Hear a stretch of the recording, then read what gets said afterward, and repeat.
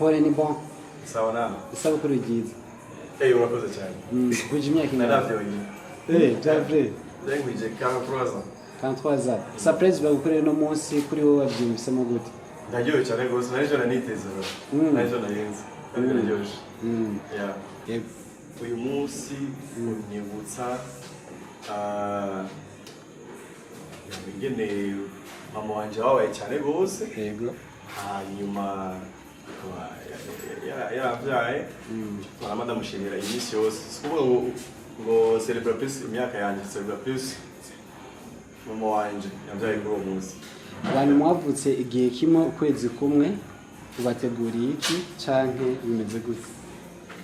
Benshi twavuganye no munsi problème rero turi muri ville imwe mugabo twabonye tuvugana ko ugakurikira tuzurira hamwe twofeta hamwe mugabo abavutse mu kwezi kw'icyenda nabatumye ngaha kuri club no kuri Crystal ejo tuzosangire twese hamwe sangapi ejo kuwa gatandatu saa 2 z'ijoro hanyuma groupe y'abakobwa batanu yego avamini yego mu kira groupe imwe zoronka icupa ry'umuvinyu kugira ngo baze ducelebre hamwe bavutse muri uko kwezi canke awuza gusa groupe y'abakobwa batanu nubwo bazoshika ari jana abagize fete yabo ya anniversaire nabo mu kwezi kw'icyenda nabo nyene ariyo akana bateguriye ngaho wonye ndashimira Imana cyane gose kubona muri uyu mwaka twashoboye kugira ibyo wonye nkashobora kuronka iyo boîte yindi ya kabiri yabiri mu bintu nari nararose kuva kera nari nasabye kuva kera Imana hanyuma birangiye cyane gose kubona nashoboye kubishikako